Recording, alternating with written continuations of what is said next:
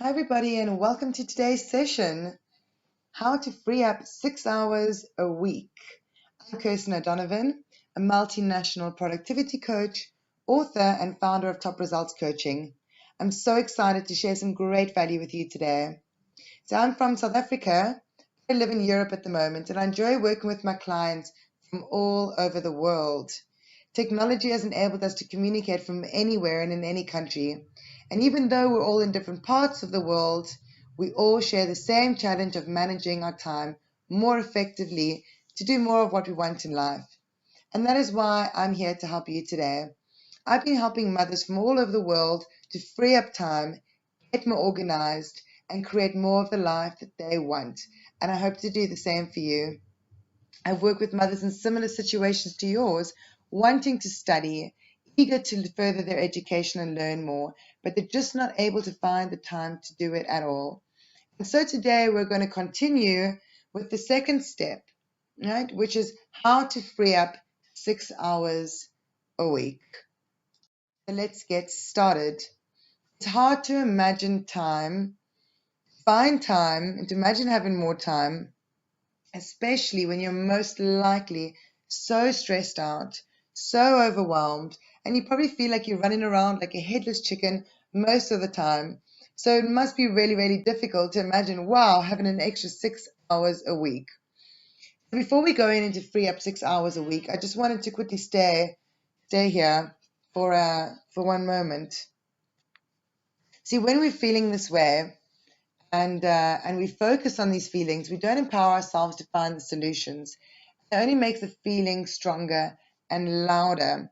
So the thing is that I understand, I get it, I know, and I know where you're coming from, feeling really, really stressed, just feeling like, there's just a huge weight on your shoulder, and it's just, you're just putting out fires all day and not getting, further, but just doing what getting done what you need to. So the first thing is start believe that things are possible. Okay, but I know it's hard, but you have to start to believe. Because first of all, to put it quite bluntly, if you don't believe you can free up 6 hours a day, you're not going to be able to free up 6 hours a day.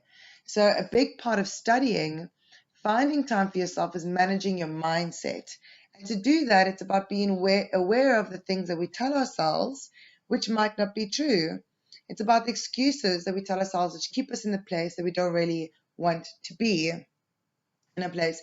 So the first thing I want to invite you to do is start to be aware of your self-talk and to identify any limiting talk which is not going to be aligned with what you want to achieve. So if you're looking at freeing up 6 hours a week and you say to yourself, well, I can never do it, guess what? What you say is going to be true. So really, really invite you to challenge your thoughts, okay? Because your external world is a reflection of your internal world. So it starts there, right? So you can free up 6 hours a week. We've got to get creative. Okay, so let's look at how we're going to free up 6 hours a week. So let's look at it this way. The goal is to gain an extra hour a day, 6 times a week. So we want to break it down, okay, and make it much, much more manageable. So if we can just say the goal for now is just one day a week, we're going to try and find 1 hour, and you've still got that extra day, right? The 7 days in the week. So just that 1 hour a day. So first, I want you to think of what can you do with those extra 6 hours. Remember, it all starts with motivation, okay? What are you going to be doing then? How much time do you need to study? How much time do you need to set aside for your assignments? Normally, 6 hours a week is huge. If you currently feel like you're running around like a headless chicken, I can imagine it must be an absolute miracle, and it really, really is possible. So to do that, first we're going to break it down into an hourly goal once a day, right? And we're also going to get really, really excited and connected with what we're going to do with that extra hour. Then it's about planning time to study, right? And then finding that hour that you plan to study from somewhere else. So yes, I did just say that first, and it probably sounds like I said that the wrong way round. But you see, you plan that hour and then you steal that time from somewhere else. Because if we don't do this, normally we'll do it the other way around and it won't happen at all. You see, it's not so hard to find an hour in a day, but if you try to wait to find a full hour and then plan it, it's very unlikely that's going to happen. So let's say we don't need to be 1 whole hour each time. Let's say our objective is to find 15 minutes 4 times a day. And that is going to free up 1 hour a day, and that you can use, you would have planned already. So we're doing it backwards. We're finding 15 minutes here, 15 minutes there, 15 here and there 4 times a day, and that's it. 6 times a week, and that's 6 hours a week. It's almost 1 full day. Okay? But you will really feel it when you've planned that hour to study, right? And you don't feel a difference in your day. And that's why we're doing it like this, because you've taken the time from somewhere else, which you weren't using effectively, instead of finding the extra hour.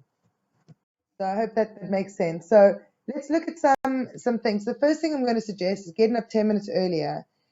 And I know you're going to be thinking, this is impossible. I already survive on a few hours, every single night. Getting up 10 minutes early is just not going to cut it for me.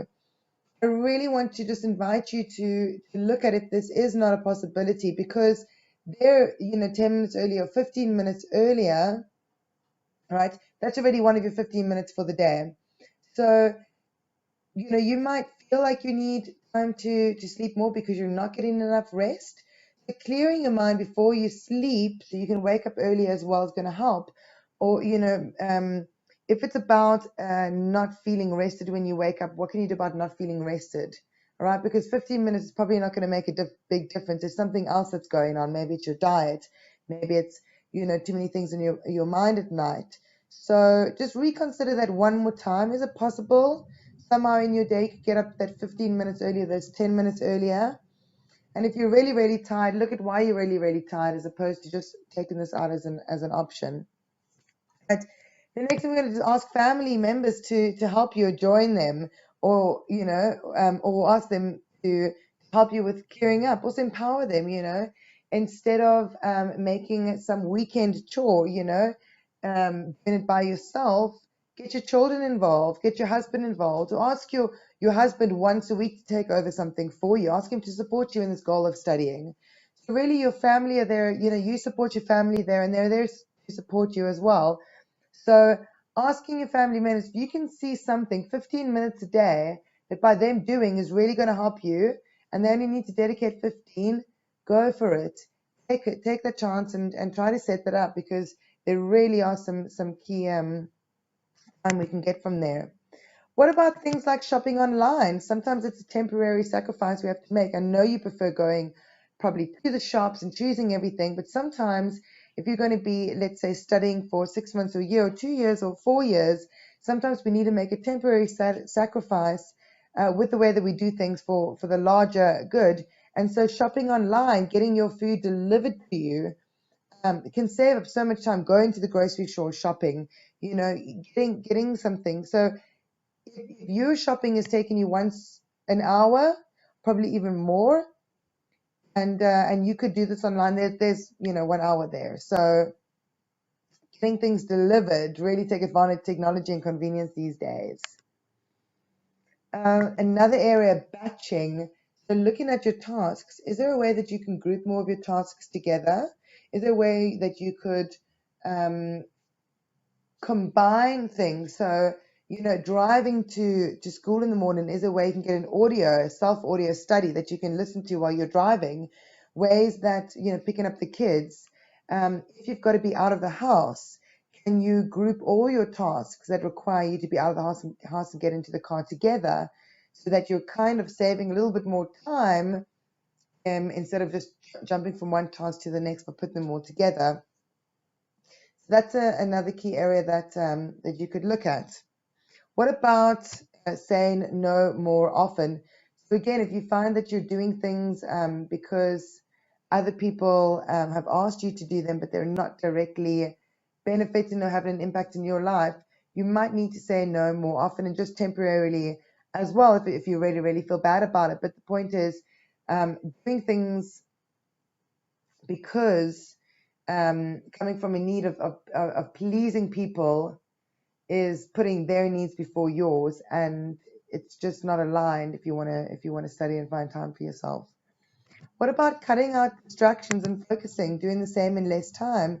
So a lot of people as well, they think, okay, it's going to take me an hour to clean the house. Challenge yourself. Why don't you give yourself 45 minutes? Why don't you cut out all the distractions, or when you're doing something, when you're cleaning out, some cupboard, or going through some files, or doing something that requires focus, tell your family, tell them, please, guys, don't bother me, for the next 30 minutes. I really, really just need to do this. And turning your mobile off. You do the same in less time. It's been proven over and over. You do the same amount of work in the time that you give yourself. So if you give yourself an hour 45, you're going to get the same amount done. So really, I mean, you could really steal 15 minutes a day just by cutting out distractions and focusing somewhere else. And that's another 15 minutes that you could get. What about planning meal times better? So planning your shopping better, planning your meal times better, planning your cooking, how long things take, over how much free time you have, over what meals can the children get involved with. So a little bit about planning those really time-consuming tasks, like looking at all the tasks you actually got and say, how can I plan this better? Is there any way that I'm overlooking any ways of doing things a little bit faster? And I think you'll be amazed at some ideas. The problem is we don't also ask ourselves. So we're just constantly saying, I don't know, and thinking there's problems. But when we start to ask ourselves, well, what would it take for me to plan a meal better? What would it take for me to free up 15 minutes a day? What will it take for me to free up 30 minutes a day? And something's going to come to your mind. Well, it's going to take me to lean more and on other people, to be more vulnerable. It's going to take me to learn how to manage my time. It's going to take me to get up 15 minutes early. And even if I need those 15 because I'm tired, I'm going to rather look at why am I so tired? And if it's from a lack of sleep, why am I not sleeping so well? Is it because I have a lot on my mind? Well, what can I do about, getting all that off of my mind? It really is about, asking yourself, what is it going to take to free up these 6 hours? And, if we said we're breaking it down into 4 times a day of just finding 15 minutes, it makes it very, very achievable and very, very doable. And the last one that I wanted to just stay on was using apps to help you automate things. There are a wealth of apps out there that we don't even know about, are unimaginable. Think to yourself, what would I love to have that would just be amazing for me? And you'll probably be surprised that there is an app out there that does that for you. So it might even be an exercise of Googling, and finding, apps to save with this, apps to save with that. So really finding apps and using technology to help you, don't miss it as an option when you don't even know. And going along that line of thought with using apps to automate things, using websites as well. I know there's some amazing websites where you've got some school kids who will do some tasks, cleaning up the garage, go and doing some admin tasks for you, cutting the grass, doing these tasks that take up a lot of time, but are worth paying somebody, $25 or something to do it for you. So also consider that. Consider some of the tasks that really take up a lot of time a week. Maybe there's a task that takes an hour a week, and or maybe 2, 3. It's really time consuming, really tedious. You just keep putting it at the bottom of your to-do list, but it's a headache for you. Can you outsource that task? And is it worth it? Sometimes it's really, really worth it. If you're able to do that. So I would say really look into that as well, and just cut it out because, okay, it's another expense, because it might be an expense that's really worth it. And if you can pay somebody $25 a week to free up 2 hours and use that time to study, 25 towards putting towards your education is not a lot at all. So really just putting things in that perspective, I think, will help. So once again, thank you so much for your time today. If you've got any comments or any recommendations, please include them in the comments block below. Also, you're welcome to contact me, Kirsten O'Donovan, at www.topresultscoaching.com.